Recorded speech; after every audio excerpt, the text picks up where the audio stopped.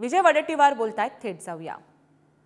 मध्ये कायदाच हातात घेत असतील आणि सत्ताधारी पक्षाचे कार्यकर्ते तर या राज्यातील जनतेने कुणाकडे बघायचं?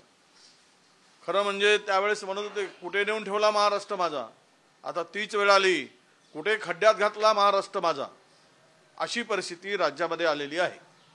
आणि यामध्ये कोणी सत्ताधारी असो की विरोधी अशा पद्धतीनं पोलीस स्टेशनमध्ये जाऊन जर पोलिसाच्या कॅबिनमध्ये पीआयच्या कॅबिनमध्ये गोळीबार करत असेल तर हा सरावलेला गुन्हेगार आणि गुंड आहे. त्यापेक्षाही मोठा हा सराईत म्हणजे क्रिमिनल आहे. याची हिंमत एवढी वाढली सत्तेच्या भरोशावर की एवढी दादागिरी वाढली की यांना परवा एका कोकणातल्या आमदारांनी म्हणाले ना त्याप्रमाणे पोलीस प्रशासन शासन हमारे पीछे, आणि त्यामुळं आम्हाला कोणाच्या बापाची भीती नाही. ही जी भाषा आहे ही भाषा जर अशीच वाढत गेली तर मला वाटतं की महाराष्ट्रातील राजकारण, महाराष्ट्रातील एकूणच वातावरण हे अत्यंत घातक विदारक होईल. आणि याला सरकार म्हणून खरं तर या सगळ्या परिस्थितीची जाणीव ठेवून जे काही मी म्हणालो की यामध्ये सगळ्या तीनही पक्षामध्ये एक सुप्तवार कोल्ड वार चाललेला आहे, त्याची प्रचिती आता येत आहे. जशा जशा निवडणुका जवळ येतील तशा तशा या लोकांचे आपसातील मारामाऱ्या, गोळीबार, खून हे सगळं भविष्यात तुम्हाला बघायला मिळेल. हे जो वाद झालेला आहे तो मुळात एका जमिनी संदर्भात झाला आहे, न ज्यांच्यावर गोळीबार झाला आणि ज्यांनी केला त्यांची दोघांची जमीन नाही, मात्र ते कुठेतरी जमिनीचा एक जे भूमाफिया नाही, भूमाफियाचाच विषय आहे. सगळीकडे भूमाफिया असेल किंवा आता म्हणजे क्राईम वार ज्याला म्हणतो ते सगळं काय आता सुरू झालेलं आहे. पैसा हा सर्वोच्च ठरला या सरकारमध्ये. धन पैसा कमवणं, आडमार्गाने, चुकीच्या मार्गाने, गैरप्रकारातून, भ्रष्टाचारातून जमिनी हडपणं, अनेक उदाहरणं देता येईल.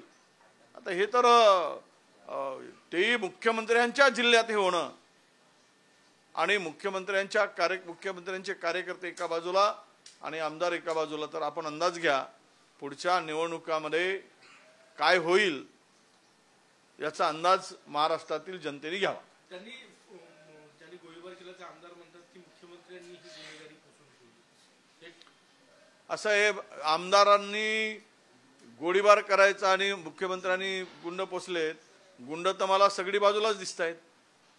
हे काही कमी गुंड आहेत, त्याचे गुंडे नाही यांचेही गुंडे, सगळेच गुंडे पोसलेले आहेत. गुंडे पोसूनच राजकारण महाराष्ट्रात चाललेलं आहे. एकीकडे गुंडे, दुसरीकडे केंद्रीय यंत्रणा. अनिल बोंडे यांनी काँग्रेसचे जे यशोमती ठाकूर आहेत त्यांना रानटी जनावर म्हटलं, काय डुक्कर असं म्हटलं. नाही, महिलाच्या संदर्भात यांची विकृती हे नेहमीच दिसून आली.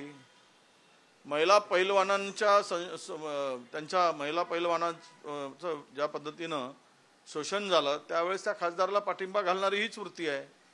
त्यामुळे अशा धेंडाकडून हीच अपेक्षा असणार. हे धेंड असतात, धेंडालाही लाजवणारी ही प्रवृत्ती आहे आणि त्या प्रवृत्ती त्या मुखातून बाहेर पडत आहेत. काल महाविकास आघाडीची बैठक पार पडली जागा वाटप संदर्भात. प्रकाश आंबेडकर फारसे हे नाही, काल इंडिया आघाडी संपलेली आहे असं वक्तव्य त्यांनी.